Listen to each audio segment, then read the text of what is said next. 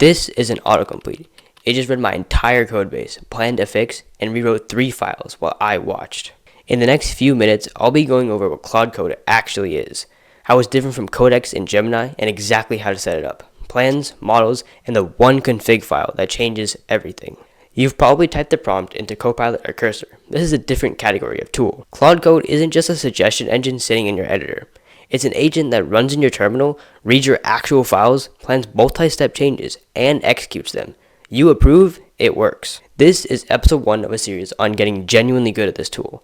Not the look at what AI can do demo reel.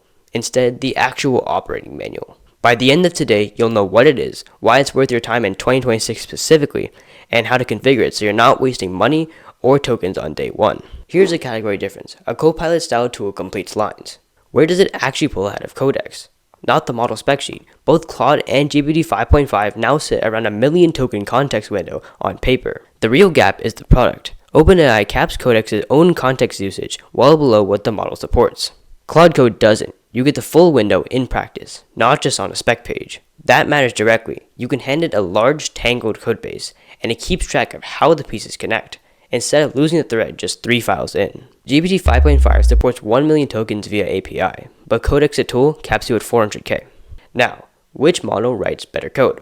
I'm not going to stand here and tell you that Claude wins every category over Gemini. That's a marketing claim, not a fact, and anyone who says otherwise on YouTube is selling you something. What I will say, Claude's published benchmarks beat GPT 5.5 head-to-head on real coding evals.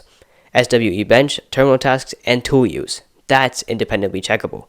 Go check it. So it's not autocomplete. It uses its context better than the tool you're probably comparing it to, and its coding quality is verifiably strong, not just claimed.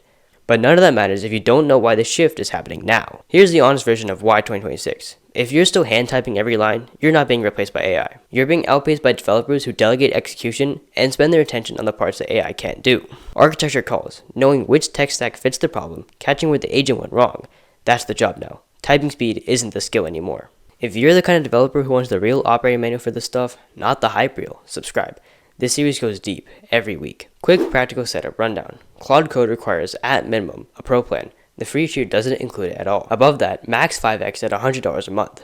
Max 20x at $200. Those aren't smarter models, they're bigger usage buckets. Same Claude, more room before you hit a limit. Inside a project, Claude Code understands 3 levels of instructions. Enterprise policy. Company-wide rules, IT control, not something you'll touch as a solo dev. User level, your personal preferences applied across every project on your machine. Project level, instructions shared with your whole team, version controlled, specific to that one repo.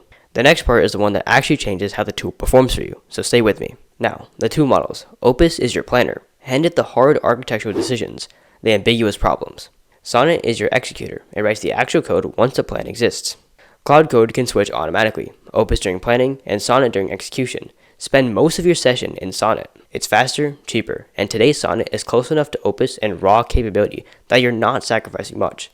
Save Opus for moments that genuinely need it. Planner and executor, not the smart one and the cheap one. Last one, CLAUDE.md. It's a file you write sitting in your project that Claude reads automatically at the start of every session. Your architecture, your conventions, your build commands. Keep it under roughly 200 lines. Claude reads the whole thing every time, so a bloated file burns tokens before you've asked a single question. Set up your plan, write a Claude.md for one real project this week, and comment which model, Opus or Sonnet, you reach for first. Follow for more, and I'll see you guys next time.